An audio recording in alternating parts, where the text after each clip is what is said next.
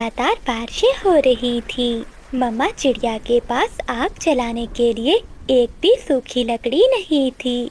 मम्मा, आपने कहा था आज समोसे बनाएंगे, बताइए ना कब बनाएंगे समोसे? मीना बेटी, कई दिनों से तो लगातार बारिशें हो रही हैं। घर में सूखी लकड़ियाँ अब खत्म हो गई हैं। बारिश थोड़ी कम होगी तो मैं जंगल से सूखी लकड़ियाँ ढूंढ कर लाऊंगी।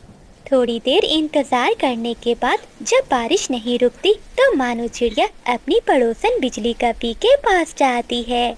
बिजली बहन, आपके पास कोई सूखी लकड़ी है? मैंने आग जलानी है। मेरे घर में तो जो सूखी लकड़ियाँ थी वो सारी ही खत्म हो गई हैं। ना ना मानो चिड़िया, मेरे घर में तो सूखी लकड़ी क्या, एक भी गीली लकड़ी नहीं है। मैं भी कब से बादल को कह रही हूँ, मगर वो है कि मेरी बात ही नहीं सुनता। बिजली, मैं जंगल में जा रही हूँ, शायद कोई सूखी लकड़ी मिल जाए। मैं तो कहती हूँ आप भी मेरे साथ चलो, हम दोनों इकट्ठी ही जाती हैं।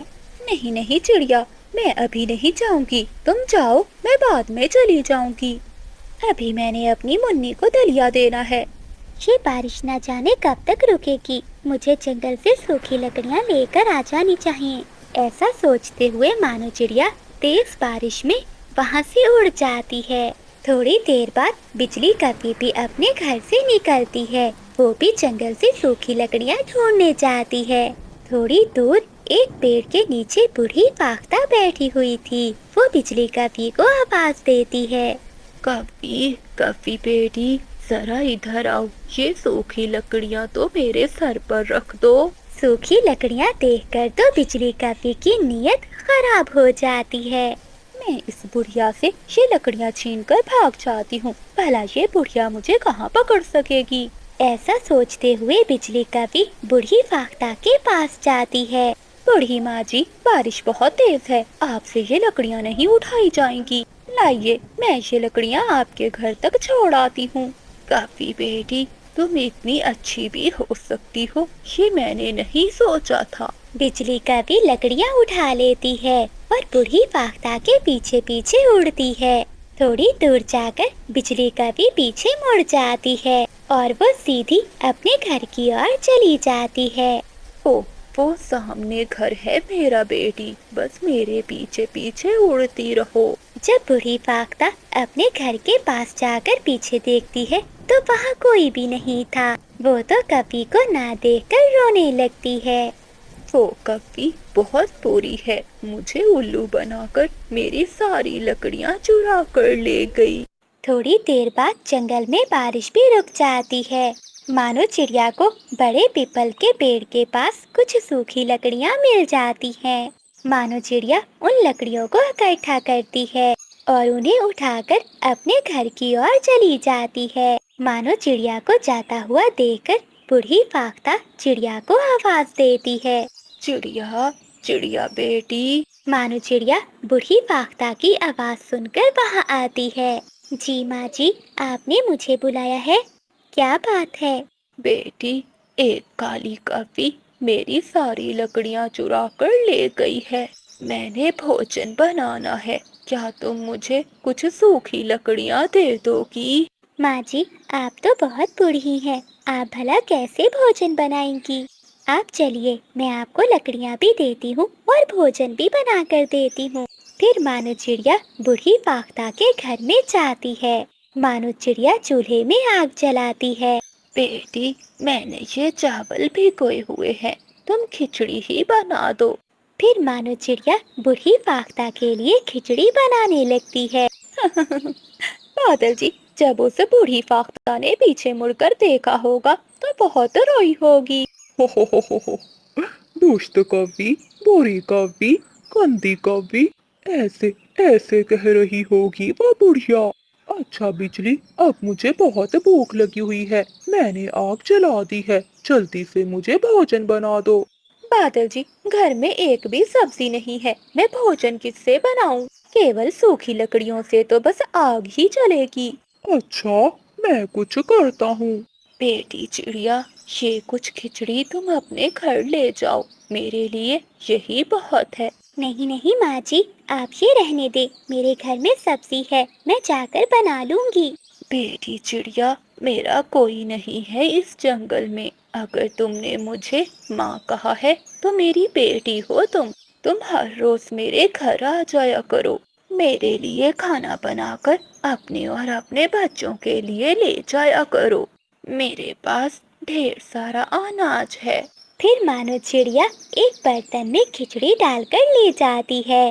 खिचड़ी खिचड़ी, मम्मा ये खिचड़ी तो बहुत स्वादिष्ट लग रही है।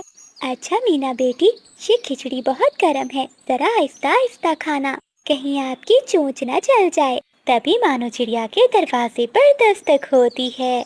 मानो चिड़िया दरवाजा खोलती है।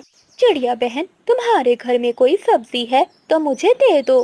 हाँ बिजली बहन, मेरे पास गोभी पड़ी हुई है, आप वो ले जाओ, क्योंकि मैंने और मेरी बेटी ने तो खिचड़ी खा ली है।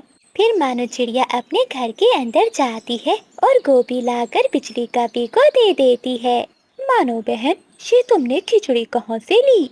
बिजली बहन, रास्ते में मुझे बेचारी एक बूढ़ी फाख्ता मिली थी।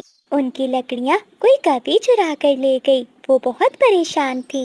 मैंने उन्हें सूखी लकड़ियाँ भी दी और भोजन भी बना कर दिया। तभी उन्होंने मुझे आधी खिचड़ी दे दी।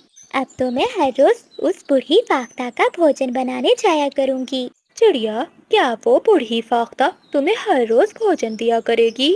हाँ, वो बूढ़ी फाख्ता मुझे हर रोज भोजन दिया करेगी। बिजली कभी गोभी लेकर वहाँ से चली जाती है। बादल जी, ऐसा नहीं हो सकता।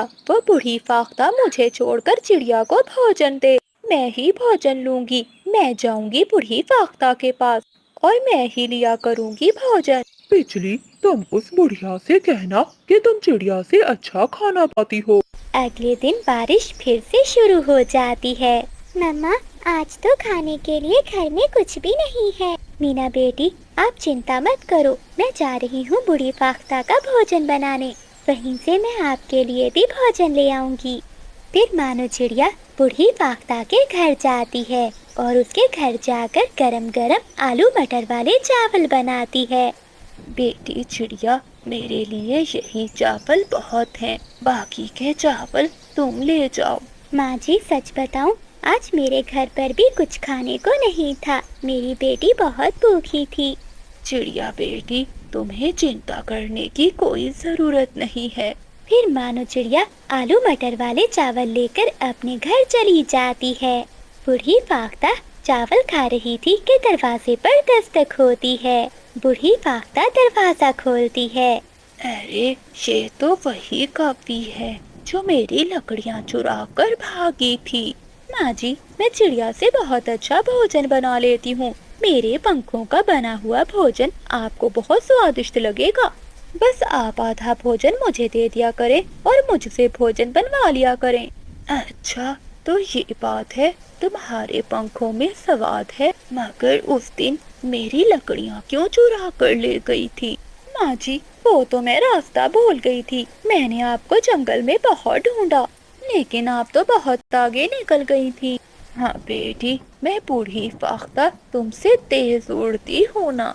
बूढ़ी फाख्ता बिजली कपी को सजा देने का फैसला करती है और उसे कहती है, ठीक है, तुम अंदर आ जाओ और मेरे लिए देसी घी के लड्डू बनाओ। आधे लड्डू तुम ले जाना और आधे लड्डू मैं खा लूंगी। लड्डू का सुनकर तो बिजली कपी खुश हो जाती है और वो बूढ़ी फाख्ता के घर में चली जाती है। बूढ़ी फाख्ता अंदर से दरवाजा बंद कर लेती है और एक बड़ी लकड़ी उठा लेती है। माँ जी, मैं जलाती हूँ आग, आप आराम से बैठिए। काफी लगता है तुम्हारा मुझ जैसी बुढ़िया से कभी पाला नहीं पड़ा। मैं तुम्हें बताती हूँ कि लकड़ियाँ चुराने की क्या सजा मिलती है। फिर बूढ़ी फाख्ता बड़ी लकड़ी से बिजली कपी को मारने लगती है। बचाओ बचाओ, बादल बादल जी, मुझे इस बुढ़िया से बचाओ। मुन्नी, क्या ये आवाज तुम्हारी माँ की है? हाँ बाबा, लग रहा है मम्मा किसी से पिट रही है। ऐसी खड़ी बिजली कपी अमरूद के पेड़ को पत्थर से पत्थर मार रही थी। बिजली, ध्यान से पत्थर चलाओ, ये पत्थर तुम्हारे सर पर भी लग सकता है। जाओ जाओ गंदी आंखों वाले, तुम अपना काम करो, मैं तो आज पका हुआ अमरूद खा कर ही रहूंगी। फिर कबूतर वहाँ से चला जाता है और बिजली का भी फिर से पेड़ को पत्थर मारने लगती है, लेकिन पत्थर तो वापिस से सीधा बिजली की टांग पर लगता है। हाय मैं मर गई, कोई मुझे बचाए, मेरी टांग टूट गई है। तोता वहीं से जा रहा था, वो बिजली कपी को घायल देखकर जल्दी से बादल कपी के पास जाता है।